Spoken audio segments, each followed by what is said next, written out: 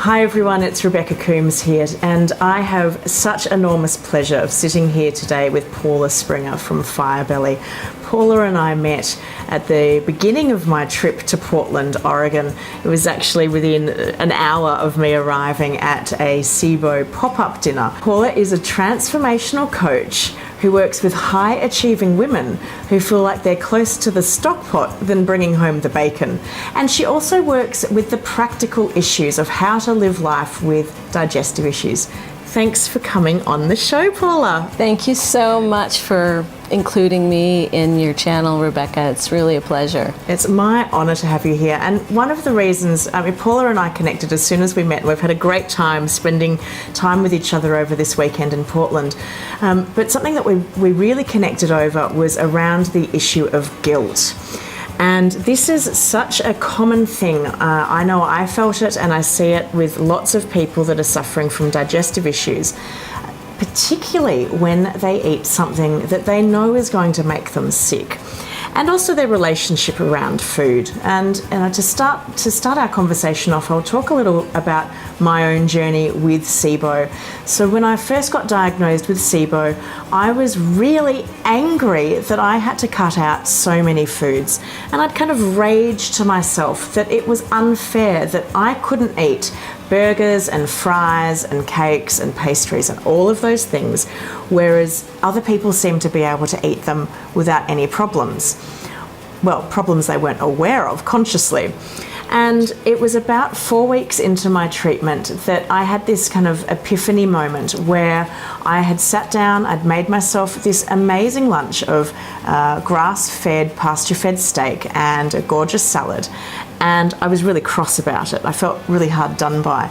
And I really had to wake up to myself and realize that not only was I really fortunate to have this incredible food in front of me when so many millions of people don't have that luxury every day, but the food right there and then was the most nutritious and supportive food that I could eat to help me on my SIBO journey. And when I started to change my mindset and be thankful for my food rather than angry for what I couldn't eat, my healing changed almost overnight. So I'd love for you to talk a little bit about just this issue of guilt that us people with digestive problems feel so frequently. Well, Rebecca, I really appreciate your vulnerability and bringing this issue to light, because we've all been there. Absolutely everyone goes through that phase when they're faced with life-changing situations about how they must live their life and eat their food. And so I've been there, and I know a lot of our viewers have. Mm-hmm. And the moment that you shifted was really interesting, wasn't it? Yeah. And if you really break it down, you discovered how to be kind to yourself in that moment. Do you recall the difference in the feeling from the moment you made that shift? I do. I felt so much calmer, and I recognized that I needed to, my whole digestive system and gut just felt inflamed and enraged because I felt enraged over my condition. And suddenly I was teaching myself what I now know to switch into the parasympathetic nervous system, but I was teaching myself to calm down. Something that I know a lot of us need to do. Beautiful work, Rebecca. Yeah. Beautiful. And so, Paula, what's your advice when you're working with women or any of your clients when they eat something? Let's say they've gone and just had a blowout and they've gone and eaten those burgers and fries that I was missing so much, and they feel they're racked with guilt because they know that it's very likely they're going to feel quite sick from it. What's your advice to them? Well, I think that asking a question of myself is where I started. I began to say, what is the kindest thing that I can do for myself in this moment?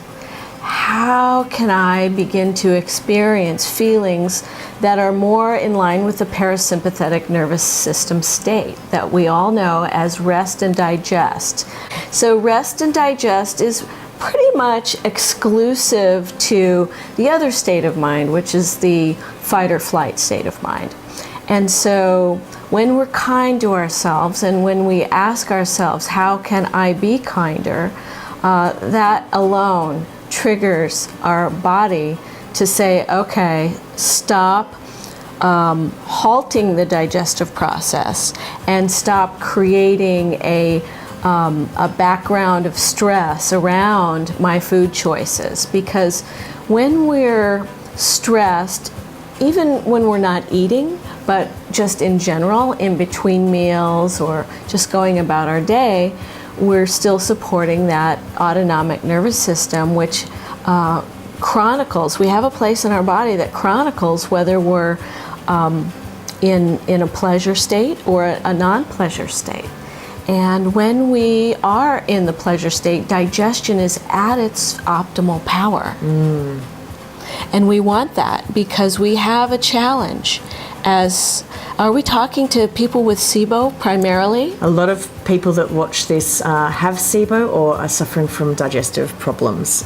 So yes, so anyone listening to this video can optimize their digestion by just beginning to be kind and recognize when they're starting to be judgmental or feeling guilt around their choices of food.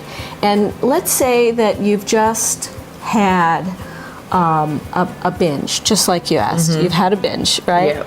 And you start to bring out the 2x4 of guilt, right? Yeah. I'm going to hit myself over the head and I'm going to feel guilty. And just the act, even if you've already hit yourself over the head with the 2x4, it's very important to just say, okay, I notice how I am. I'm just noticing and I'm choosing something different right now in this very moment. That will change everything. And what's something that someone could choose? What's your advice on how to switch out of that guilt? Is it that I choose to do some breathing, or like what was your advice there? Well, breathing is a very, very good one. That's awesome. So you could choose to do a little bit of what I call reset of the emotional system by doing belly breathing. And belly breathing is where we take the breath in through the nostrils and all the way down to the deep part of the belly. And I like to say that that's a 4-count process. Okay. 1, 2, 3, 4, breathe in. Yep. And if you're feeling a little bit anxious, you might not be able to hold the breath in for 4 counts the first time. But ideally, I'll get around to the holding in of the breath, but you may just let it out for 8 counts. Okay.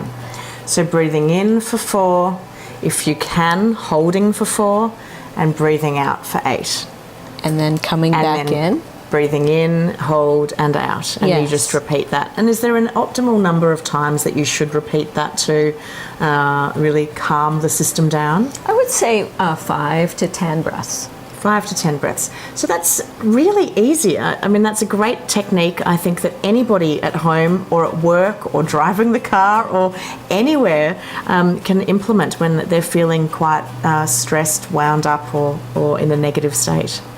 Exactly. Yeah. And it's very helpful to do it even when you're just sitting down to your evening meal or your lunch or even any meal, to just take 3 to 5 of those. And it will bring you home. It will bring you present to your meal. Okay. And something that I hear a lot is that people are feeling so anxious about never feeling well again. And I think even if all you can do today is to do some breathing, that will help calm your system down. There's obviously a lot to be done around changing your thought processes and those negative behaviours that I think can keep you sick when you keep talking to yourself about being sick. But breathing, I think, is a really great first step. It's a fantastic step. Yeah. Yeah. And, you know, another piece of it could be to recognize that there are two parts of yourself. You may feel the positive intention of both of these parts. The part of yourself that has the wisdom to want to keep you safe and that says, hey, wait a minute, you just binged. I didn't, you know, that's that part that has a positive intention of making you safe. The other part is a very, very positive part, but it may just have a little bit of bad behavior today. Yep. I have experienced that side, that bad behavior side. But what is that? It's the piece of you that wants to have joy and pleasure. Yeah. And when we've been chronically ill or we're suffering, it's not, I don't think that there's anything wrong with wanting to have a little bit of joy because you often feel pretty hard done by. Yes. Yeah, bingo. Yeah. Bingo. It's difficult to feel this sense of, okay, that's not for me right now. That's a better setup in my mind than, oh, I'm being deprived of that right now. So right now I'm choosing to feel good about my safety is a great way to avert the decision to binge or cheat. Yeah. Wonderful. However, you know, that part of us that did it, if we discover that we've done it after the fact, it's about being kind and saying, hey, you know, we were going for the pleasure. There was a part of me that just wasn't able to restrain myself, and I'll get back to that. Because what we're really doing when we let go of the judgment and the guilt is we're staying in the parasympathetic nervous system, which is what we want to set up at all possible choice moments.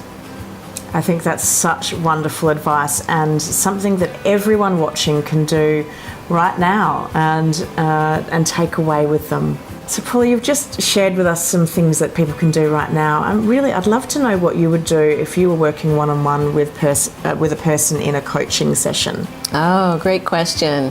Great question. That's when we really, really have a chance to explore the map of how that particular person is setting up the trigger to experience the urge to binge. Wonderful, yeah. Because there's a pathway to actually binging, isn't there? There's a set of decisions that they make. And oftentimes it's about behavior. It's perhaps about belief and the meaning that they make about things in their life that may go back to a deeply held childhood pattern. And sometimes, as I know it was for me, it was at the level of identity that I needed to make some changes about who I was because I'm a big foodie. As am I. That's why we connected, because we love our food.